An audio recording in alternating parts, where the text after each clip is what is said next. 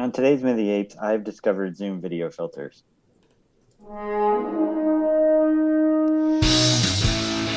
Take your sticking paws off me, you damn dirty ape! What is the divine bomb? Whether you're a good human or a dead human! Where there is fire, there is smoke. The minute of the apes. The minute of the apes. The minute of the apes. The minute of the apes. Yay!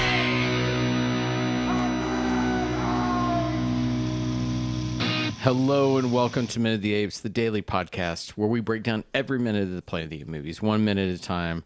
I'm Todd, and sitting over there with Caesar and Virgil behind him is my friend Richard, who has to be sharing in the experience I am as we watch Sean cycle through every freaking filter that he can put either behind himself, over himself, attached to himself through Zoom. Right now he has peace on his head.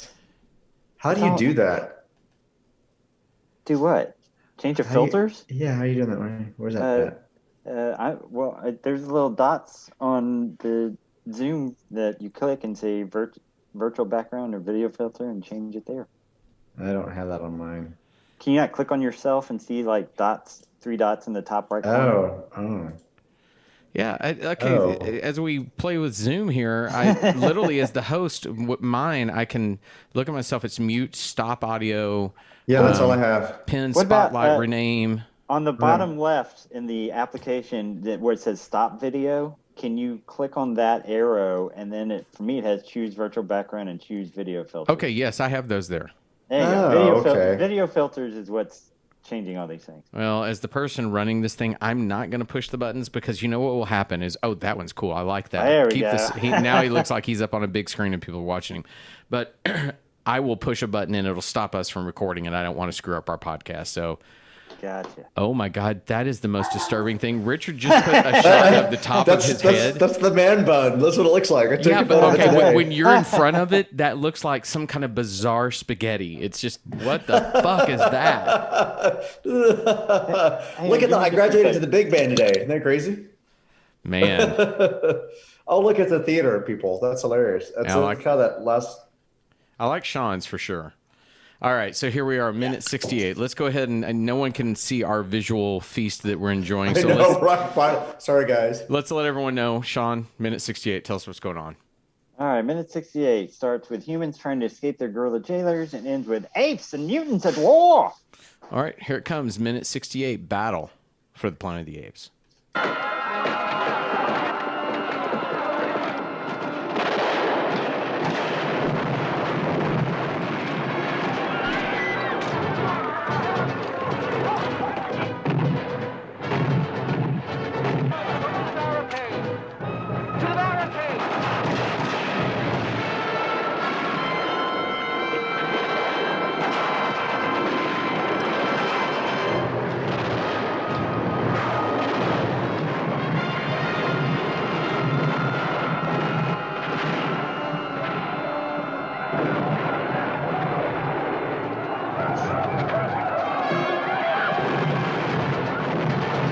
Come on, go to the barricade.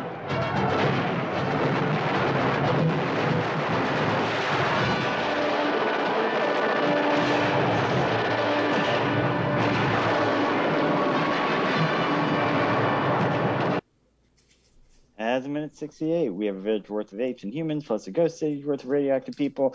No more corny, so that means no more Ricky. I'll try to do a visual recap for you. It's a little bit of chaos, so I'm probably not going to hit every shot. We have gorillas running after the explosion. They're running towards horses. We've got mutants firing. They move in, cannons going off. We have gorillas on ape riding through kind of a foggy smoke. We have the very cool mortar cannons where they drop it, it makes the thump noise. I do like that. I've always loved that sound. We have Caesar running through. We have more mutants marching. We have gorillas on horseback. And that pretty much, I'm not even going to describe it because it just keeps cutting back and forth. We got big old gas explosions in trees. Let's just say this. We have a lot of battling. We have a lot of running. We have a lot of chaos. So, I mean, the entire... I'll give you chaos. I'll give you chaos. I don't see a lot of battling. I see a lot of chaos. Okay. I'm saying battling because it's preparing for battle. Because they're being attacked. Okay. There's not a battle yet. There's an attack occurring. You know, here, the one thing I want to say visually too, though, this minute, and I really do wonder if Thompson did this on purpose. It almost breaks every rule of cinema. You know, you're supposed to be going this way, they're going that way. Everybody's going every which way, and I wonder if he did it on purpose so it had the feeling of chaos, because we don't have the way this is laid out. The mutants should be moving right to left because they've been coming from that field. The apes should be probably going left to right so that they're converging.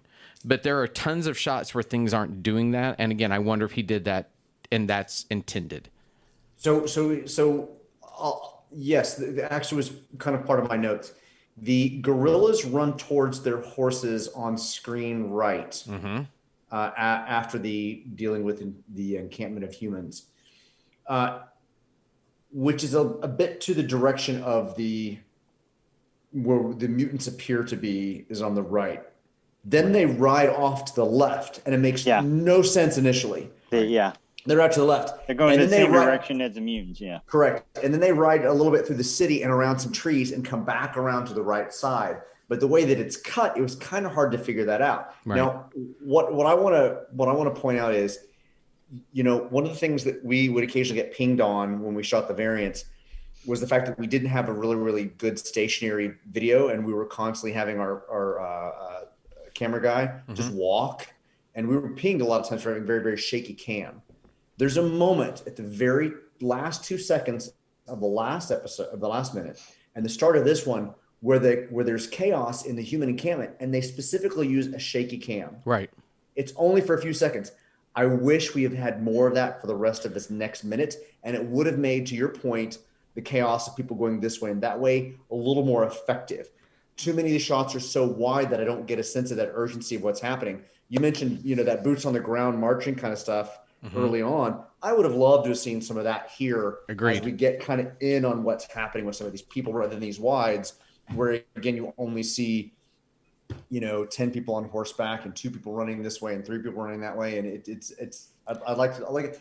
Don't get me wrong, I'm excited. Shit's exploding, right? And the music is jumping up. But I would have liked a little more shaky. Yeah, and I think to what you're saying, I had a note here, and I think it sums up kind of what you're talking about. You don't have any sense of scale of where everything is. How far are the mutants from the city?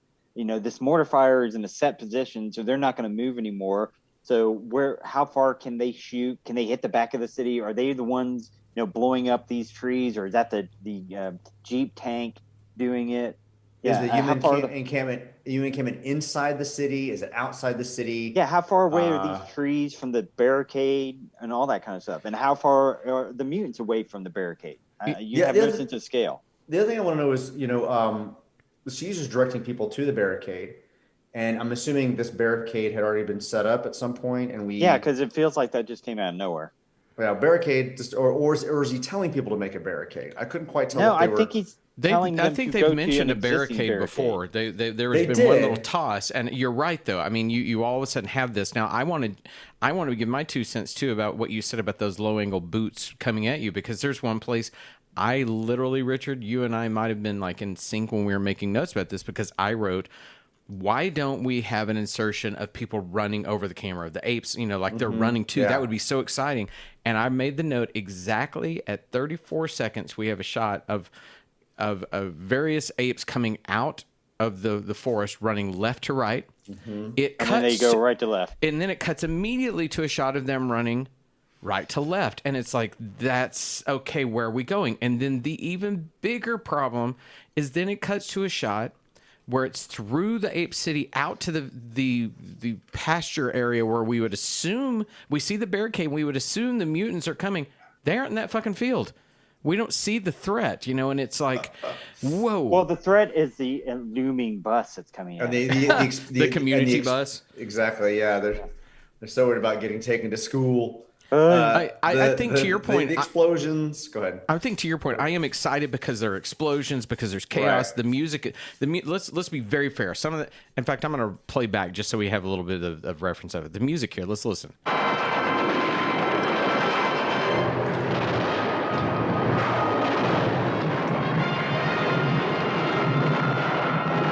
So we got strings that are da-da-da-da, using lots of 16th notes. It's percussive. It's exciting. I have notes about that for tomorrow. We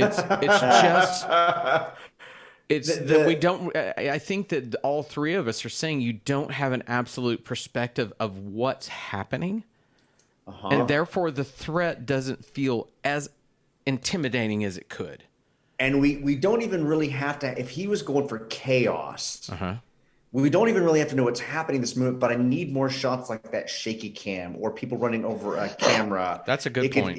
It could feel like anything is coming from any direction, but I don't need these wide shots that don't build anything. You remember in the last movie where they had gorillas pouring out into the town area, gorillas and chimps and orangutans, the bridges and in the uniforms. Yeah. They just had it was the same 20 apes. They just shot them from different angles, kind of running towards the square. This would have worked really well here. Just having the same, 20 apes moving through some trees tightly or something like that, just to give a sense that there's a fighting force. But maybe the apes are supposed to appear sparse in terms of what they can do, just because the mutants have appeared sparse. Well, you think the gorillas would be leading the charge? Like, this is their time to get blood on their hands that they've always wanted to do. Let's kill those filthy humans. It's time to be a man. I mean, an ape man. I mean, yes.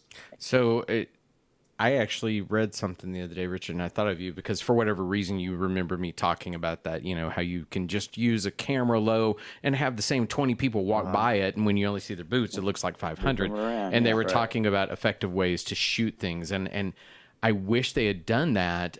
I got to wondering, because again, J. Lee Thompson, let's see, man had 49 directing credits, and some of his directing credits are fantastic. But I thought, what was it that he was, he was cranking out films sometimes 2 a year. He was immediately after this going over to, came out in 1974, Huckleberry Finn. So was his mind on making Huckleberry Finn? I mean, maybe, but I mean, it would not take anything just to get a couple of those shots. No, I mean, it would not take much to get a couple of shots. You've already got the extras around. You've got people renting horses, corralling horses, and we'll talk about the barricade tomorrow. But yeah, there's just but I'm excited.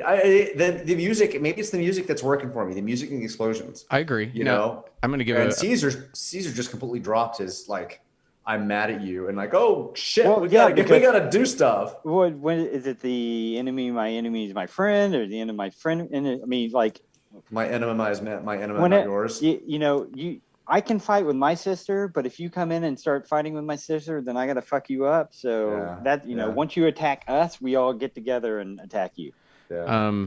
It would have been an interesting little beat, though, to have had Caesar have a moment to sort of take in what's happening and to look around and going, okay, and then assume leadership. That thing of he's caught in a moment that he can't win. An interesting little aside, the Huckleberry Finn was a sequel to the 1973 Tom Sawyer, which happened to be directed by Don Taylor, who directed Escape from the Planet of the Apes. Wow. So we have one Planet of the Apes going to another, and oh my God, Sean's now a pirate. That's like a little boy pirate too. That's the name of this episode, Little Boy Pirate. Okay. Well, hang on, I'll go make the note. You in Little Boy Pirate. By the way, the Monday's episode finally posted, so it took 3 days for it to. Holy crap! 3 days for it to show up 2 days ago. What was that? Little Boy Pirate. Little Boy Pirate. There it is. All right, that's done. Okay. Does anybody have any notes? I mean, really, it's a chaotic moment.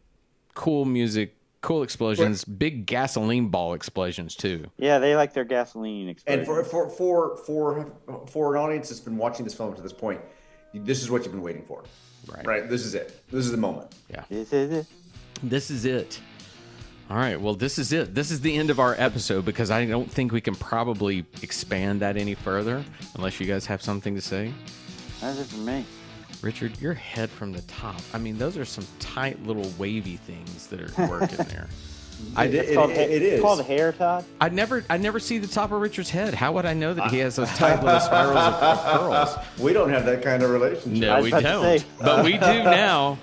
All right, that's it. We will be back tomorrow. Everyone have a great day.